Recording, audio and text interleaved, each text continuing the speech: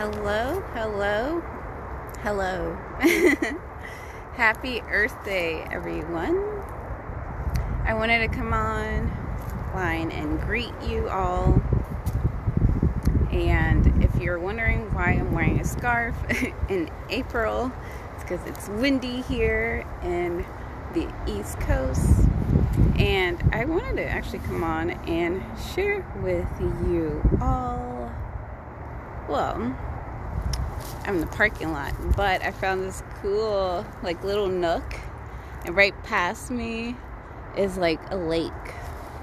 Can't really see it from where I'm at, but I thought I would take a moment to catch some fresh air before I head over to the gym and just connect to Mother Earth and relay a message that I was getting this week, and it's still going. But I thought this was a good time to definitely sit back and maybe share some of my experience so that I could share with you what is it that I do in a session, working one-on-one on a soul level with clients. And so today, excuse the wild hair. Today the moon is in Leo, and soon it will be going off to meet the super pink full moon next week in Scorpio.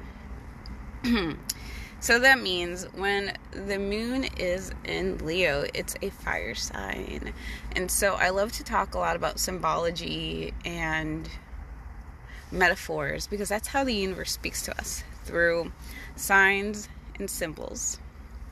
And I welcome you, I invite you to go in and turn on your energy lenses or your spiritual lenses so that you can see maybe what the message is for you pertaining as an individual in your present time. Hi, thanks for joining. And I actually have a question for you before I go further. I did mention a couple days ago that Taurus is a sign of Earth, and that means it's a fixed sign. Let me know, are you a fixed sign? And one of the fixed signs out of the four are Taurus, Leo, we have Scorpio, and then we have Aquarius.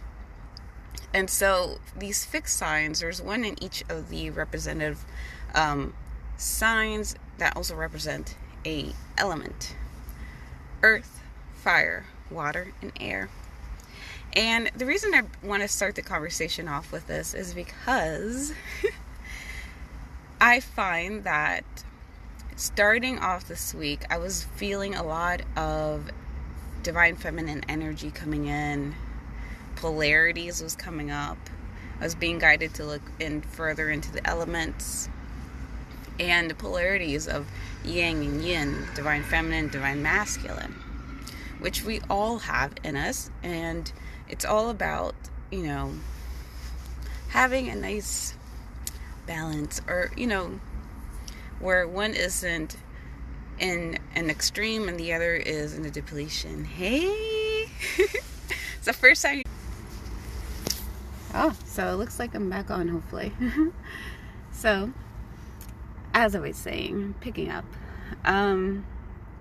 if you are just tuning in today, right now, I am talking about the message for the week, especially tuning into Taurus season. We just came off from Aries, and I was saying, if you find that you have a fixed sign, that means that you carry the energy well. You're well grounded, you're focused, you have a great intention. The contrasting to that is that if you're too focused, you're too grounded, your space of sight is too limited in order to allow other possibilities to come through. And to paint a better picture, I was I want to use an example of my own life and just a client call that I had today. And when we talk about like a goal, this, week, I was prompted to look at my schedule and my, like, where my goals are for the next, like, season, going into the cycle. And sometimes I started noticing fear was coming up. Fear, nervousness, anxiety. And now, I've paid enough attention to my own body, my own self, to like realize that when triggers come up, it's because I'm meant to look at something further, deeper. In fact, that was actually what I was getting guidance on. Like Taurus's energy was saying, come back deeper, ground yourself, look at the situation from a different perspective, so that this feeling, this energy, this fear triggering can transmute and go through, so that I could see with clarity. And when I looked into it at a deeper level, I looked at my goals, I looked at my bigger vision of what it is that I want. And I found myself in a sort of like visual, metaphysical, however you want to, paint the picture for yourself, fork in the road. And this fork in the road, it was, I had a decision. I have a mission, a goal that I want to just experience. And there's one path I could take. And then there was another path I could take. And so then this question I ask you right now in the season of your life, when it comes to utilizing the energy of fire, and to keep that fire bit lit and burning, and to build something constructive that will last, which is what Taurus wants to do in the season. When you think about possibilities available, are you thinking about from a perspective of what I have to do? What do I need to do? Or what I would love to invite you to welcome in is, what is it that I want to do? Because when you come from a place of love, from a place of divine feminine energy, where the masculine, I've been learning through my own mentors, the masculine, you're able to direct the focus, direct the intention, right? That feminine energy, the journey, the path might do this, right? For lack of words, might do this, wind and turn and go up and down, right? And it's all because on the spiritual aspect, your spirit wants to have an experience. It doesn't care about what it gains on, it's about the experience of getting to know your full potential, what you are capable of, reminding you at soul level what you are capable of really creating or achieving, or, putting out forth to the world. And so when I was on this call with this client, and I invite you just to, see how this applies to your current state, two beautiful cards came up. And the first one I touched base on, and it was like the Mary Magdalene card, unconditional love.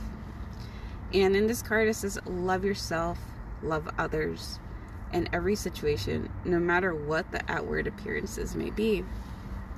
And I immediately saw, it's like, whatever decision you're caught in between, or whatever's weighing on you right now, come back, grounding energy, to a space where you can release the situation for now, come back into a nurturing state where you can come back and reassess it through a clear lens, from a space that honors your own soul's truth, your own desires, from a place of love, right? And the one that really felt strongly was Brigitte. And Brigitte says, don't back down. Brigitte, you can see she has a fire holding a flame in between her hands, right in front of her heart space. And she says, stand up for what you believe is right. It's not saying to approach the situation like with a forceful attitude, like, oh, you know, again, fixed sign is like, it's my way, I'm not going to change or be willing to mold or be open to a different possibility or a different way of doing things. But, you know, you have your morals, your values, your intentions. As long as you have that focus, as long as you have your own morals and values, your own boundaries set forth, and you're very clear on that, that is the guiding force for you in terms of your journey of aligning to your soul's truth, expressing your soul's truth, creating in this lifetime here. And she says, so, you know, be clear on what your intention is. What are your morals? What are your values? And when you hold that as the highest place, and there's nothing, no money, no other person, sorry if you hear that,